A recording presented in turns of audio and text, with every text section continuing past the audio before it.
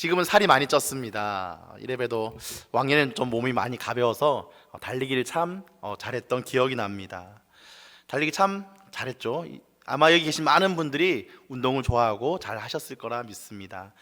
예전에 달리기 선수 그 육상 국가대표의 인터뷰를 본 적이 있는데요. 네, 굉장히 인상 깊은 내용이 있더라고요.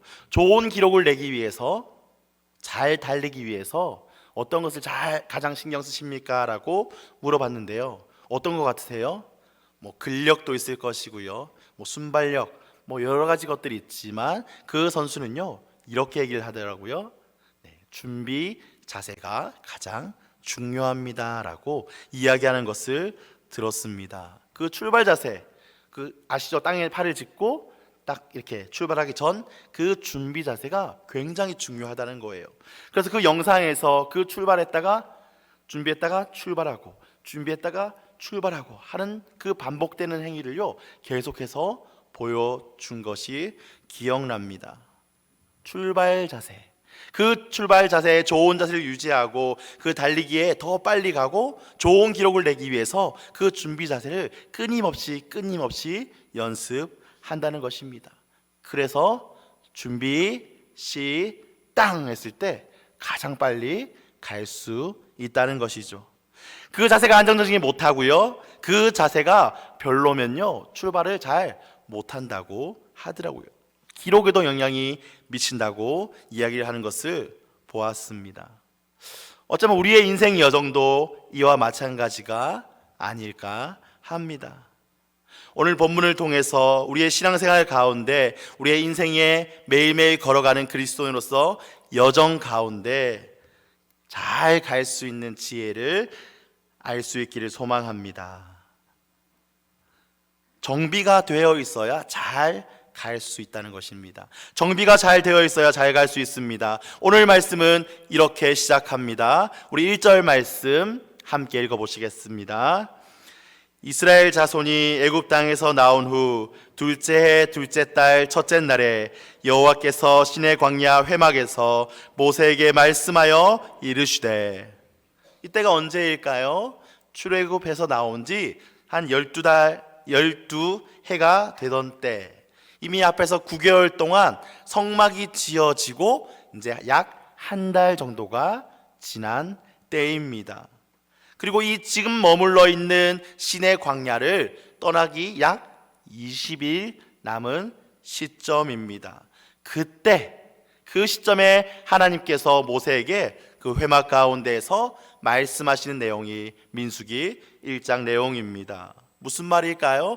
본격적으로 이동하기 전에, 본격적으로 약속의 땅 가나안으로 계속해서 걸어가기 전에 해야 할 것이 있다는 것입니다. 내가 말할 것이 있다는 것입니다. 무엇일까요? 2절 말씀입니다. 너희는 이스라엘 자손의 모든 회 중 각 남자의 수를 그들의 종족과 조상의 가문에 따라 그 명수대로 계수할지니. 계수하라는 것입니다. 그 남자들의 수를요, 각 종족과 그들의 조상의, 그 백성들의 조상의 가문에 따라서 그 명수를 계산하라는 것입니다. 세마라는 것입니다. 민수기 1장은요 하나님께서 20세 이상의 남자들, 즉 무슨 말일까요? 그들의 숫자를 새로 명령하시는 장면으로 시작되는데요, 이 민수기라는 책의 제목이 여기서 나왔습니다. 한자 잘 하시죠? 네, 백성민자의 셈 숫자입니다. 백성의 수를 셈하다라는 뜻이죠. 세번역은 이렇게 기록하고 있습니다. 제가 세번역 성경을 잠시 읽어드릴게요. 너희는 이스라엘 자손의 온 회중을 각 가문별, 가족별로 인구를 조사하여라. 남자의 경우는 그 머릿수대로 하나하나 모두 올려 명단을 만들어라. 왜 이렇게 민족들의 수를 세라고 하시는 것일까요? 그 이유는 대상을 보면 알 수가 있습니다. 우리 3절 말씀 함께 읽어보시겠습니다. 너는 아론과 함께 이스라엘 사람 가운데서 20살이 넘어 군대에 입대할 수 있는 남자들을 모두 각 부대별로 세어라. 성인 남성, 20세 이상의 성인 남성, 무엇을 뜻하나요? 전쟁에 나갈 수 있는 사람, 즉 군인들을 뜻한다는 것입니다. 전쟁을 할 수 있는 군사를 세라는 것입니다. 뒤에 내용들을 보면요, 그 전쟁을 잘 수행하기 위해서 각 지는 어떻게 편성하고 어떻게 행군할지에 대해서 이 민수기는 기록하고 있습니다. 즉 그에 대한 군사적 목적으로 하나님께서 인구를 계수하게 하신 것입니다. 군대 다녀오신 분들 대부분 다 다녀오셨을 것 같습니다. 자로번호, 우양우, 기억나시죠? 군대에 가면 이렇게 숫자를 세고 오와 열을 맞추고 발을 맞추고 제식을 맞춰서 그렇게 잘 정비해서 걸어간 이유가 무엇일까요? 작전을 잘 수행하기 위해서, 더 빨리 우리가 작전 지역까지 가기 위해서, 효율적으로 그 군인들의 과업들을 수행하기 위해서 그렇게 잘 미리 준비하고 정비한다는 것입니다. 지금 이스라엘 백성들은 본격적으로 이제 그 가나안 땅으로 가기 전에 정비의 시간을 가진다는 사실입니다. 그 중에 하나가 이 군사를 계수하는 것이라는 것이죠. 숫자를 계수함으로써 잘 정비하는 것입니다.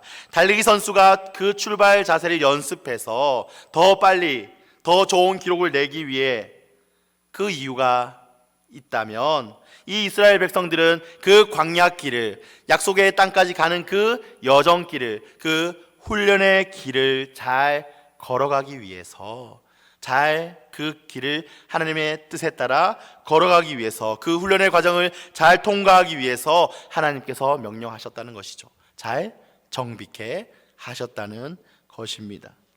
잘 가려면 잘 정비해야 합니다. 그래야 출발할 때 맞아, 이게 잘 안 됐었지, 그때서야 정신 차리고 정비하고 수습한다고 어려움을 겪지 않습니다. 이제 11월 달이죠. 아니죠, 이제 12월이 다 되었습니다. 자, 이제 직장에서 개인적으로 또 교회에서도 올해를 정리하고 내년을 준비하는 과정 가운데 있습니다. 교회 사무실도 요즘 막 바쁜 것 같습니다. 2024년도를 준비하면서 여러 가지 것들, 인원을 보고요, 또 편성하고요, 모자란 것을 보고요, 많은 과정 중에 있습니다. 남은 12월 기간 동안 잘 정비되길 소망합니다. 2024년도에도 계속되는 하나님의 일들 함께 할 수 있도록 올 한 해 남은 시간, 내가 속해 있는 곳, 내가 감당하고 있는 그 봉사의 자리, 그 모든 곳에서 잘 정비되어서 우리 힘차게 날아갈 수 있는 우리가 되기를 소망합니다. 두 번째입니다. 어떻게 잘 갈 수 있을까요? 잘 정비만 되면 잘 갈 수 있을까요? 아닙니다. 하나님의 명령대로 가야 잘 갈 수 있다는 것입니다. 그저 잘 정비되기만 해서는요, 잘 갈 수 없다는 것이죠. 인구조사, 아마 많은 인구조사를 보았을 것입니다. 여러 번의 인구조사가 이 성경에는 나옵니다. 출애굽기 30장에 보면요, 모세가 백성들의 수를 조사하고요, 그 조사한 수를 토대로 성소 세금을 징수해서 그 성막을 짓는 장면이 나옵니다. 오늘 본문인 민수기 1장에서는요, 전쟁에 출전할 수 있는 20세 이상의 남자들을요 계수합니다. 또 2차 인구조사라고 하죠. 바알 사건과 다른 이스라엘의 반역 이후에 또 한 차례 다음 세대의 인구를 조사하는 장면이 나옵니다. 그리고 아마 인구조사하면 아주 잘 알고 있는 그 다윗의 인구조사가 있습니다. 이 네 가지 사건은 무엇이 다를까요? 다윗의 인구조사는요, 하나님의 무서운 심판을 받았다는 것을 우리는 잘 알고 있습니다. 무엇이 다를까요? 우리 역대상 25장 1절 말씀을 함께 읽어보시겠습니다. 사탄이 일어나 이스라엘을 대적하고 다윗을 충동하여 이스라엘을 계수하게 하니라. 다윗의 그 인구조사 때는요, 사탄이 부추겼다는 것입니다. 사탄을 부추겨서 이스라엘 인구를 계수하게 했다는 것입니다. 다윗은요, 그 인구조사 후에 후회합니다. 회개합니다. 그러나 하나님 무서운 역병을 보내어서 그를 징계합니다. 그리고 다윗의 희생 제사를 통해서 겨우겨우 그 징벌이 중지되는 것을 우리는 말씀을 통해서 알 수 있습니다. 무슨 말일까요? 같은 인구 조사입니다. 같은 사람을 계수하는 작업입니다. 그러나 누구의 뜻이냐에 따라서 많은 차이가 난다는 것입니다. 오늘 본문은 어떨까요? 하나님께서 말씀하시고 모세와 백성들이 그대로 행했다라고 기록하고 있습니다. 우리 19절 말씀 함께 읽어 보시겠습니다. 우리 19절입니다. 여호와께서 모세에게 명령하신 대로 그가 시내 광야에서 그들을 계수하였더라. 모세오경을 보면요, 이런 비슷한 구절들이 꽤 많이 나오는 것을 우리는 알 수 있습니다. 모세가 왜 위대한 지도자로 쓰였을까요? 그가 어떤 혈통이었고 어떤 훈련의 과정을 거쳤고 그의 성격이 어떻고 다 상관이 없습니다. 바로 이것입니다. 하나님의 명령대로 잘 순종했기 때문입니다. 그렇다면 우리는 어떻게 잘 갈 수 있을까요? 맞습니다. 하나님의 명령에 잘 순종하는 것이 잘 갈 수 있는 비결입니다. 차로 비유하면 어떨까요? 유튜브에서 스킷 드라마를 본 적이 있습니다. 그 청년들이 이렇게 스킷 드라마를 이렇게 유튜브에서 한 것을 본 적이 있습니다. 내가 주인공인데요, 내가 차 운전대를 잡고 있어요. 예수님은 어디 타고 있을까요? 뒷좌석에 타고 있습니다. 네, 그래서 붕붕붕 가고 있는데요, 예수님, 제가 잘 운전할게요. 제가 잘 갈 수 있어요. 그저 뒷좌석에 잘 타고 계세요 라고 하면서 계속해서 길을 가더라고요. 그리고 점점 다른 사람들이 탑니다. 내가 좋아하는 것들, 뭐 돈들이 타고요, 뭐 쾌락이 타고요, 여러 가지 것들이 차에 탑승합니다. 예수님은 점점 밀려나가서 나중에는요, 차 밖으로 쫓겨나시더라고요. 그리고 그때 그 차는 사고가 납니다. 사고가 나자 드디어 그 주인공이요, 예수님을 찾습니다. 예수님, 내 옆좌석에 앉으셔서 나를 좀 도와주세요. 옆좌석에 앉으셔서 내가 필요할 때마다 이야기해 주세요 라고 하더라고요. 그러나 아직도 위태위태한 모습을 볼 수가 있었습니다. 그리고 마지막 어떻게 끝날까요? 그 운전대를 내가 아니라 예수님께 맡기고 나는 그 옆자리에서 그저 예수님께서 운전하시는 그 길대로 갔을 때 그 스킷 드라마가 그런 교훈을 주면서 끝나는 것을 볼 수가 있었습니다. 돌아보시기 바랍니다. 지금 내 인생의 명령권자가 누구인가요? 하나님이신가요? 나인가요? 평소에는 나였다가 내가 필요할 때만 하나님께 잠깐 운전대를 맡기는, 아니 잠깐 조언만 구하는 그런 신앙을 살고 계신가요? 아니면 늘 주님께 구하며 하나님 운전해 주세요, 제가 그저 순종하며 따라갑니다 라고 그런 자세로 살아가시나요? 하나님의 명령대로 가야지 잘 갈 수 있다는 것을 기억하며, 아무리 잘 정비되고 아무리 어떤 모습이 좋아 보이고 어떤 것들이 잘 진행돼 보여도 그 가운데 하나님의 명령이 아니라면요, 잘 못 간다는 것을 늘 기억하시기를 소망합니다. 어떻게 잘 갈 수 있을까요? 말씀을 마치겠습니다. 정비가 되어 있어야 잘 갈 수 있다고 말씀드렸습니다. 두 번째로, 아무리 정비가 잘 되어 있어도 하나님의 명령대로 가야지 잘 갈 수 있다고 말씀드렸습니다.